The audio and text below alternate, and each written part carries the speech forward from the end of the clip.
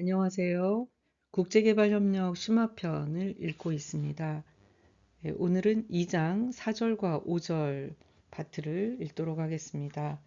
심화편 교재 162쪽입니다. 4. 보건 분야 코이카 지원 현황과 전략. 1. 코이카 보건 분야 중기 전략. 한국국제협력단 코이카 인터내셔널 코퍼레이션 에이전시 코이카는 설립 이후 보건을 중점 분야로 선정하고 선택과 집중을 통한 사업 방향성 제시와 효율적인 성과 관리를 위해 보건 분야 중기 전략을 수립해 왔다. 코이카 보건 분야 중기 전략 2021에서 2015, 2016에서 2020은 모성과 아동 등 취약계층을 중점 대상으로 선정하고 가족계획 및 성생식 건강, 임신 및 출산 관리, 아동보건, 임산부 및 아동 영양을 주요 세부 분야로 제시하였으며 저소득국에서 더 취약한 질병에 대응하기 위해서 소외 열대성 질환, 결핵, HIV, 에이즈, 말라리아 등 감염병에 집중적인 지원을 약속하였다.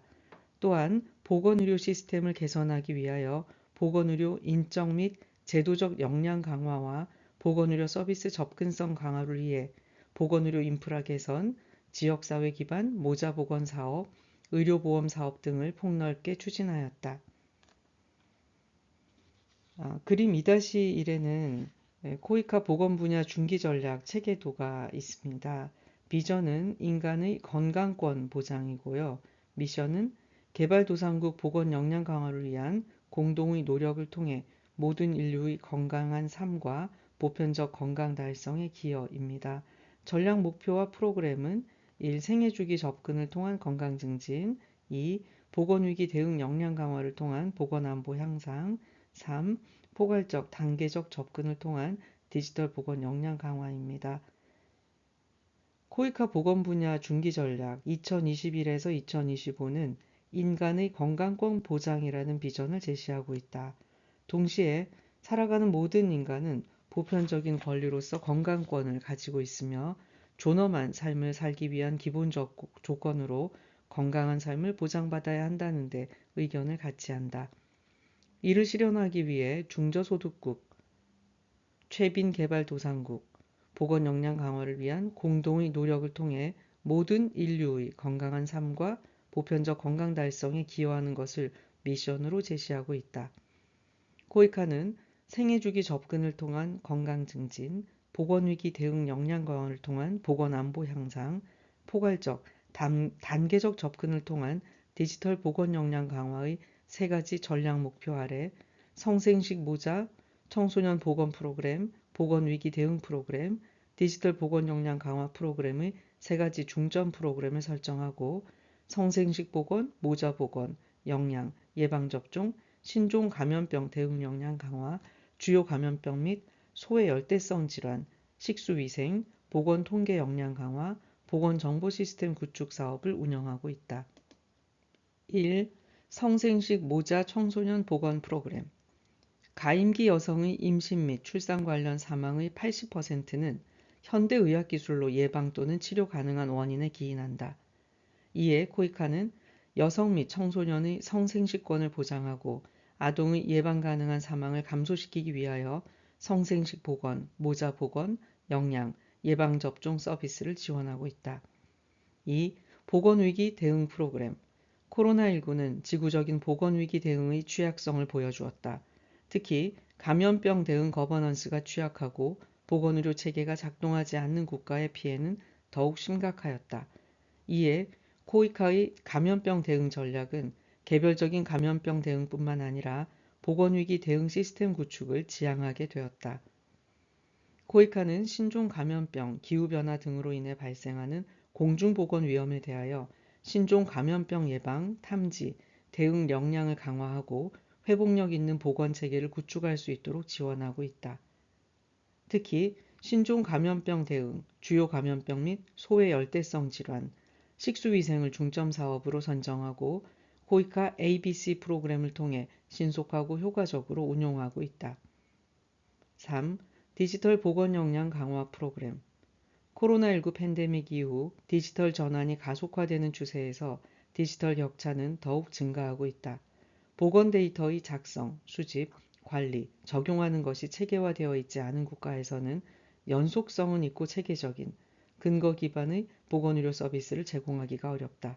이에 코이카는 보건 통계 작성, 수집, 관리, 적용하는 역량 구축을 지원하고 보건 정보 시스템 구축 및 정보통신 기술, Information and Communication Technology (ICT) 역량 강화 교육을 제공하여 데이터에 기반을 둔 정책을 추진할 수 있도록 지원하고 있다. 1. 코이카 ABC 프로그램. 코이카는 코로나19로 인한 글로벌 공중보건 위기에 신속하고 효과적으로 대응하기 위해 코이카 ABC 프로그램을 운영 중이다. 코이카의 개발 협력을 통한 코로나19 회복력 강화, Agenda for Building Resilience Against COVID-19 Through Development Cooperation (ABC) 프로그램은 대한민국 정부의 코로나 대응 지원 개발 협력 전략인 Building Trust의 일환으로 2020년부터 2024년까지 추진되는 코로나19 회복력 강화 프로그램이다. 코로나19 진단키트 보급, 감염병 예방교육 및 전문인력 역량 강화, 방역 물품 및 방역시설 지원, 백신 개발 보급 및 접종 지원, 의료시설 및 의료기자재 지원, 위생시설 지원을 실시하였다. 이를 통해 보건의료 취약국 백신 지원, 코로나19 신속 대응 및 취약계층 보건력 강화, 감염병 예방 역량 강화 지원, 진단 및 치료 역량 강화 지원, 기초 위생환경 개선, 국내 감염병 대응 경험 공유, 세계시민연대 강화, 혁신기술 발굴 및 보급을 추진하였다. 2. 국제질병퇴치기금. 국제질병퇴치기금 Global Disease Eradication Fund는 항공권 연대 기여금 Air Ticket Solidarity Levy 제도를 기반으로 국내에서 출발하는 모든 국제선 항공권에 1,000원씩 부과하여 마련한 재원으로 중저소득국의 감염병 예방 퇴치를 지원하여 글로벌 사회적 가치 달성에 기여하고자 조성되었다. 대한민국은 2007년 빈곤 퇴치 기여금 제도를 도입하였다. 2012년 5년 연장한 이후 2017년 기금화하고 2021년 12월 기준 3,295억 원을 조성했으며 3,257억 원을 중저소득국의 감염병 예방 및 퇴치를 지원하기 위한 목적으로 사용하였다. 국제질병퇴치기금은 글로벌 보건 안보 강화, 감염병 위기관리 체제 강화, 주요 감염병 예방 및 퇴치를 전략 목표로 제시하고 HIV, 에이즈, 결핵, 말라리아, 소외열대성 질환, 수인성 질병의 예방과 퇴치를 위해 국제기구 및 국제개발 NGO와 협력하고 있다. 2. 지원 현황. 코이카는 전체 예산 대비 보건 분야 예산 비율을 꾸준히 상승시켰는데 1991년 전체 사업비의 약 27억 원을 보건 분야에 지원하였고 2020년에는 전체 사업비의 약 19.2%에 해당하는 1,301억 원을 보건 분야에 지원하여 지난 30년간 약 48배 증가하였다. 코이카 분야별 중기 전략 2021에서 2025 보고서에 따르면 2016년에서 2019년까지 4년간 보건 분야 지원 현황을 분석한 결과 프로젝트가 2억 5천만 달러, 다음으로 WFK 봉사단 파견 사업 5,100만 달러, 민관 협력 사업 3,660만 달러, 국제기구 협력 사업 1,920만 달러 순서였다. 2016년에서 2017년 지역별로 분석한 자료에 따르면 아시아가 1억 4,414만 달러로 41%를 차지하였고 그 다음으로 아프리카가 1억 6,160만 달러, 1억 1,616만 달러로 33%를 지원하였다. 2016년에서 2019년 보건 분야 전략 목표별 분석한 지원 비중은 보건의료 서비스 접근성 강화가 1억 5,329만 달러 40%로 가장 많았고 성생식, 모자 청소년 보건 분야에 대한 지원은 1억 1,555만 달러 31%로 그 다음을 이었다. 3. 지원 사례 1. 수단 소외 열대성 질환 퇴치 및 네트워크 구축 사업 주혈흡충증은 사람과 달팽이를 거치며 생활사를 반복하는 주혈흡충에 의해 발생되는 질병으로 전 세계 2억 명가량의 사람이 이 질병에 감염되었거나 노출되고 있는 것으로 보고되고 있다. WHO는 2021년 제2차 NTD 로드맵을 수립, 2030년까지 78개국에서 주혈흡충을 퇴치하기 위한 계획을 발표하였다. 종래 해오던 구충제 집단 투약과 더불어 이 질병의 전파 고리를 완전히 끊기 위해서는 주민들이 저수지나 강가, 수원지 근처에서 노상 배변을 하지 않게 하고 주혈흡충에 오염된 물과의 접촉을 피할 수 있도록 해야 한다. 이를 위해서는 화장실 개선, 수원 개선 등이 매우 중요하다. 코이카는 2009년부터 수단에서 주혈흡충 관리 사업을 지속적으로 펼쳐오고 있다. 2009년에서 2019년까지 수단 백나일주에서 학생과 주민들을 대상으로 집단 투약을 실시하고 식수시설을 개선하거나 학교 대상 화장실을 개선하는 등 다양한 사업을 펼치고 있다. 2017년에는 수단에서 최초로 전국 189개 군 소속 초등학생 10만여 명 이상을 대상으로 주혈흡충과 토양 매개성 기생충 감염 여부와 학교 및 가구 단위 식수 위생시설 현황에 대한 대규모 조사를 실시하였다. 이 결과는 수단 내 소외 열대성 질환 관련 수단 보건부 및 WHO의 집단 투약 정책의 변화를 가져왔는데 기존 군 단위의 집단 투약을 군보다 더 하위 단위로 조정하기로 한 것이 그 예이다. 아울러 이 전국 단위 조사 결과는 2022년 WHO가 발간한 주혈입충 관리 및 퇴치 가이드라인에 직접 인용되기도 하였다.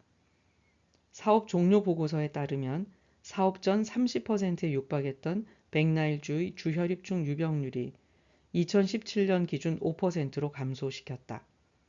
코이카는 이 성과를 수단 전역으로 확산하기 위해서 2020년부터 수단 내 6개 주 50개 군에서 통합적인 주혈입충 관리 및 퇴치 사업을 수행하고 있다.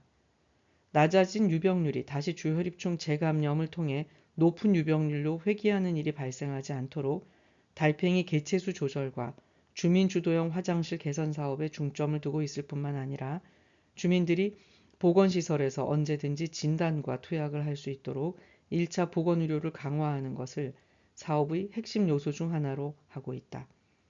또한 WHO 로드맵의 목표인 2030년까지 주혈입충을 퇴치하기 위해서 지난 13년간 이룩한 사업 성과를 국제사회와 공유하고 수단과 인근 국가를 포함하여 강도 높은 사업을 전개하고 있다. 사업의 출구 전략으로 다국가 협의체를 구성하고 국제 네트워크를 통해 차기 전략을 개발하고 있다. 2. 에티오피아 구라게 지역의 식수위생 개선 사업 해마다 지구촌 150만 명이 오염된 물과 불량한 위생 상태로 목숨을 잃고 있다. 더욱 안타까운 사실은 저소득국의 5세 미만 어린이들이 이러한 사망자의 상당수를 차지하고 있다는 점이다. 에티오피아는 낮은 식수위생 보급률을 보이는 대표적인 나라 중 하나이다. WHO와 유니세프 공동보고서에 따르면 2020년 기준 에티오피아 인구의 10에서 15%가량만이 각각 안전하게 관리되는 식수를 이용하고 안전하게 관리되는 화장실에 접근하는 것이 가능하다. 수도 아디스아바바에서 동쪽으로 200km 떨어진 곳에 위치한 구라게 지역 역시 충분한 식수와 위생 환경을 갖추지 못하고 있는 것이다. 이에 코이카는 구라게 지역 212개 마을을 대상으로 안전한 물, 깨끗한 위생 환경을 위한 사업을 실시하였다. 깨끗한 식수를 공급할 수 있는 식수원을 개발하여 각 마을별로 자체적인 선거를 통해 식수위생위원회를 설립해 지속적으로 관리할 수 있도록 하였다. 또 이 위원회를 통해 위생 환경과 행동에 대한 중요성을 홍보하며 주민들 스스로 화장실을 만들어 아이들을 비롯해 모든 주민이 위생적인 화장실을 이용하고 관리하도록 하였다. 화장실 개선 노력을 효과적으로 지원하기 위해 주민 스스로 2m 이상 깊이의 구덩이를 파고 화장실의 벽체와 천장을 세우고 지붕을 마련하고 슬라브를 제작하고 손 씻기 시설을 만드는 모든 과정을 일체의 경비나 재료 지원 없이 주민들 스스로의 노력과 자원 동원으로 건축하도록 하였다. 코이카는 이 사업에 대한 성과를 과학적으로 관리하여 해당 지역 5세 미만 아동의 설사 발생률 감소 효과를 체계적으로 측정하였다. 해당 연구 결과에 따르면 140일 동안 코이카 사업을 통해 화장실 개선 사업을 진행한 마을 내 409명의 아동과 그렇지 않은 마을 내 아동 433명을 140일 동안 추적한 결과 전자에서 총 481일의 누적 설사가 후자에서 773일의 누적 설사가 관찰되었다. 해당 결과를 바탕으로 예측한 결과 사업의 요소 중 하나인 화장실 개선만으로 사업 지역 내에서 10년 동안 설사 발생 건수를 5만 1000회가량 감소시킨 것으로 나타났다. 아울러 본 사업으로 대소변 용무를 위해 주민들이 이동하는 데 소비하던 206만여 시간을 단축시킨 것으로 예측되었다. 사업 이후 발간된 학술 논문에 따르면 본 사업은 지역 주민 입장에서 1달러 투입 대비 3.7달러의 편익이 발생한 것으로 나타나 투입 대비 가치가 매우 높은 사업인 것으로 평가된다. 3. 탄자니아 도도마주 보건의료 정보체계 확산 사업. 탄자니아 기초보건시설, 군병원, 보건소, 보건지소에서는 모든 환자의 의료 정보를 수기로 작성 관리하고 있어 보건시설의 운영이 비효율적일 뿐만 아니라 필요한 정보를 제때 얻지 못해 보건 서비스의 질을 저하시키는 요인이 되고 있다. 또한 환자 정보가 제각기 다른 양식의 수기로 기록됨에 따라 의료 정보의 손실이 자주 발생하고 기록된 정보의 정확성이 떨어지는 문제가 발생하고 있다. 아울러 보건부와 지역사회 단위의 기초보건시설로 이원화된 시스템으로 인해 기초보건시설에서 구축된 의료정보가 보건부로 직접적으로 연결되지 않아 국제적인 의료정보 기반에 통합한 보건정책이 수립되는 것을 방해하는 요인으로 작용한다. 탄자니아 정부는 2018년 국가 e-헬스 전략을 수립하고 보건의료 정보 시스템을 도입하여 의료 서비스의 질과 양 관리, 인력 관리, 의료물품 공급망 관리, 보건정보 관리와 정책 계획 및 의사결정의 신속성 향상을 꾀하였다. 2021년 코이카는 보건의료 정보 시스템을 위한 기자재 지원, 기초보건시설 내 보건의료 정보 시스템 설치, 보건의료 정보 시스템 활용 역량 강화, 기초 컴퓨터 활용 역량 강화, 곧 THOMIS 시스템, 이것은 보건의료 정보 시스템의 이름입니다. 의 확산을 위한 전략 컨설팅을 지원하고 있다. 코이카는 기초보건시설 내 보건의료 정보 시스템의 정착을 통한 보건의료 정보 체계의 질적 향상과 전산 기반 보건 정보 보고 체계 구축을 통해 의료 정보의 정확성 제고를 달성하고 지역 내 기초보건 의료시설의 의료 서비스 품질 제고에 기여할 것으로 기대하고 있다. 4.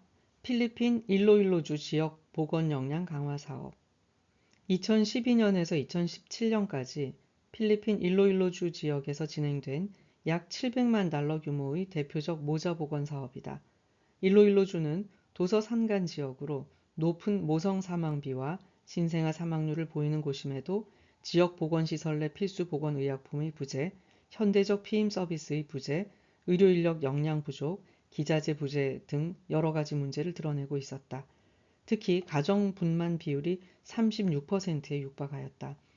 가까운 보건소에서 필수 산부인과 서비스나 분만 서비스를 받을 수 없기 때문에 멀리 있는 병원까지 가야 하는 어려움이 있어 이 과정에서 분만을 위한 장거리 이동을 포기하고 가정 분만을 선택하는 경우도 많았다. 코이카 사업의 하나로 보건소 내에서 분만을 비롯한 산부인과 서비스가 가능하도록 의료 인력 대상 교육 훈련 및 역량 강화가 진행되었고 현대적 피임 및 기타 필수 모자 보건 서비스를 위한 기자재와 의약품 지원도 병행하여 실시하였다. 필리핀 일로일로주 보건부는 본 사업의 주인의식을 강조하고 지속 가능성을 고려하여 의료 인력을 자체적으로 보강하는 한편 의약품 서비스가 사업 이후에도 지속되도록 이를 지역정부 보건 예산에 적극 반영하였다.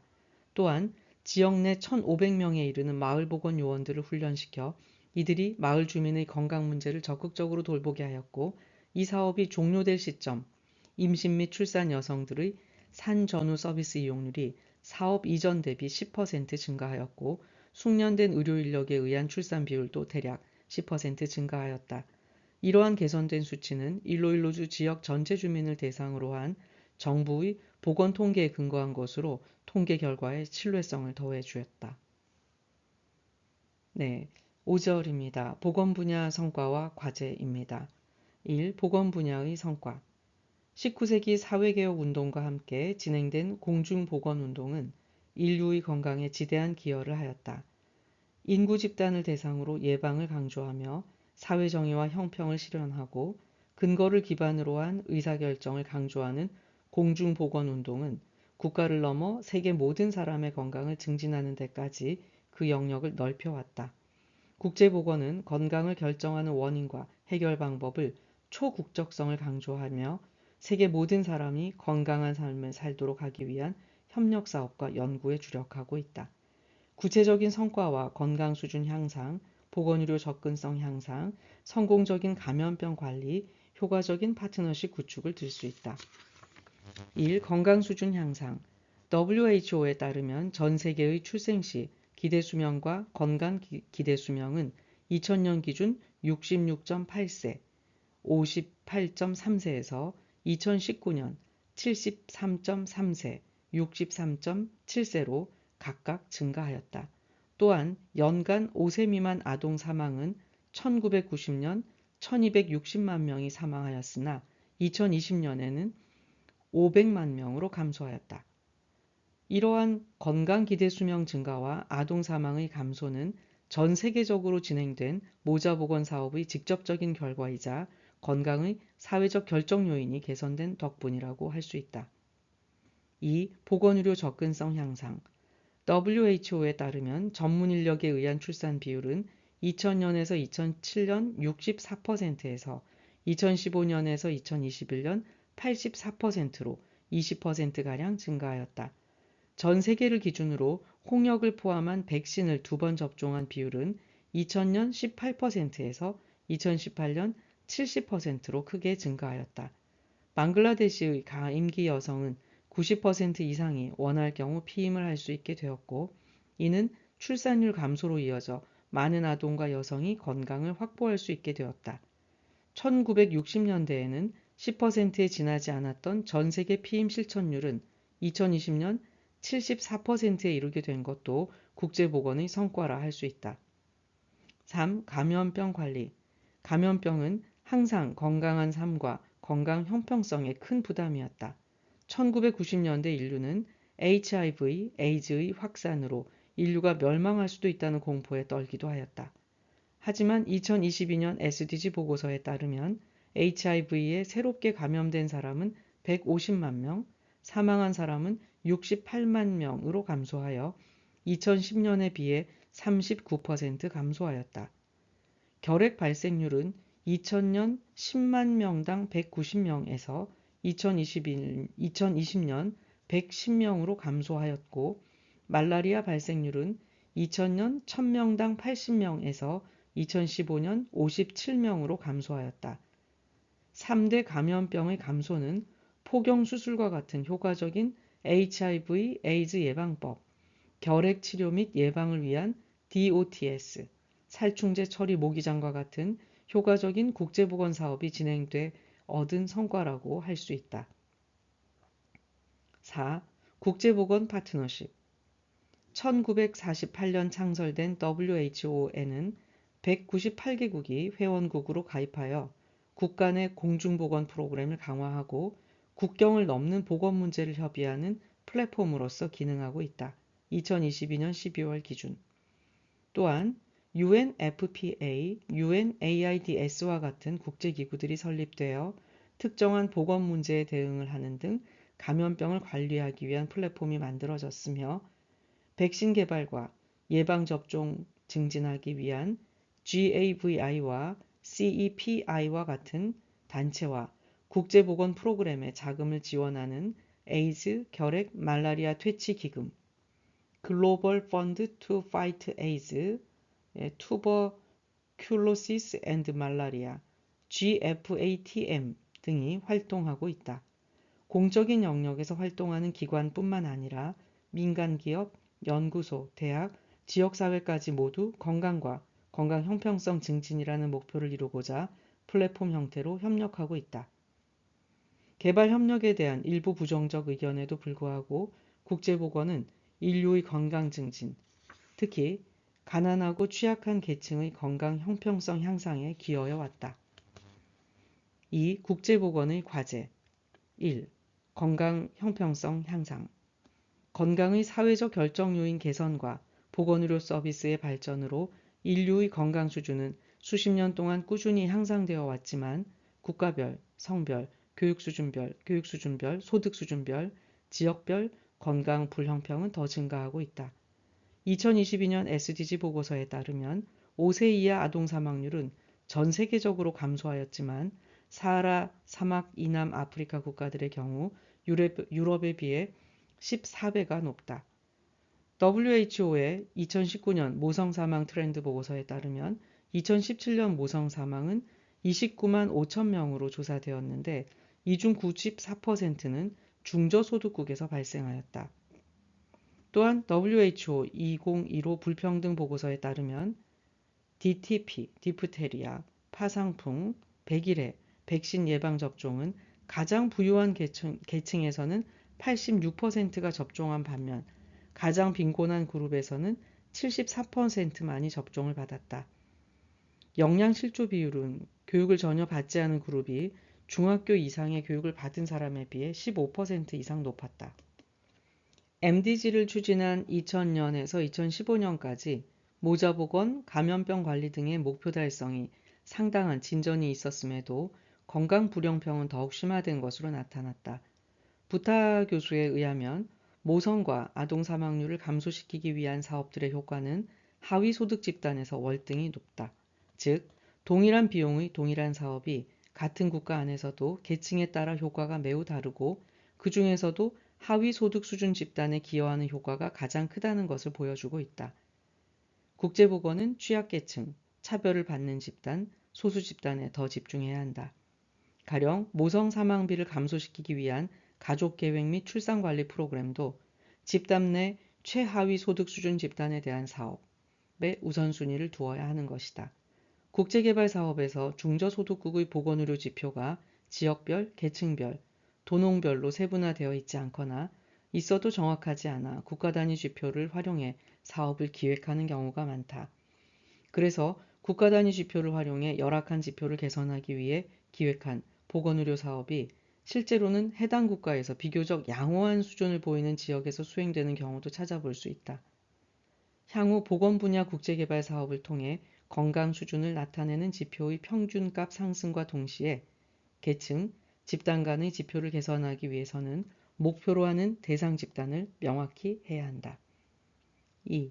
보건의료 서비스 질 향상 건강 수준을 향상하기 위해서는 보건의료 서비스의 접근성과 양뿐만 아니라 질도 중요하다. 보건의료 서비스의 질은 여러 방법으로 정의되고 있지만 과학적 근거에 기반한 효과성, 서비스의 안전성, 사람 중심의 의료 서비스 제공으로 측정된다. 특히 적절한 시간에 성별, 인종별, 사회경제적 차이와 상관없이 형평성 있게 전 생애 주기 동안 지속적이고 일관성 있게 효율적으로 제공되는 것을 양질의 보건의료 서비스라고 부른다. 보편적 의료 보장을 달성하기 위하여 양질의 보건의료 서비스 제공이 큰 관심을 받고 있으나 양질의 보건의료 서비스를 제공하기 위해서는 보건의료 시스템이 전반적으로 개선되어야 할 뿐만 아니라 1차 보건의료의 정신에 따라 지역 주민과 시민사회가 주체적으로 보건의료 서비스의 발굴, 제공, 모니터링, 평가하는 데 적극적으로 개입해야 한다. 3. 보건을 넘어선 다분야 접근 건강한 삶은 그 자체로 하나의 목적이기도 하며 동시에 사회, 문화, 교육, 노동, 환경, 정치 등 삶의 질과 관련된 여러 측면을 통합하는 요소로서도 중요하게 작용한다. 국제개발에서 고립된 영역처럼 별개로 다루어진 보건사업의 접근법이 갖는 한계를 비판하며 보건 영역이 교육, 농업, 환경, 에너지, 거버넌스 등 모든 개발 영역을 고려하여 통합적으로 접근해야 함을 강조하고 있다. 국가적으로 그리고 국제적으로 건강과 건강 형평성 향상을 위해서는 모든 정책 안에서 보건을 다루는 접근 방법이 필요하다. 이를 위해서는 법, 제도, 건강에 대한 적절한 투자, 성평등, 사회정의, 소수자들에 대한 낙인 및 차별, 공정한 무역관계, 대외 채무 등에서 건강한 삶을 전체적으로 고려해야 한다.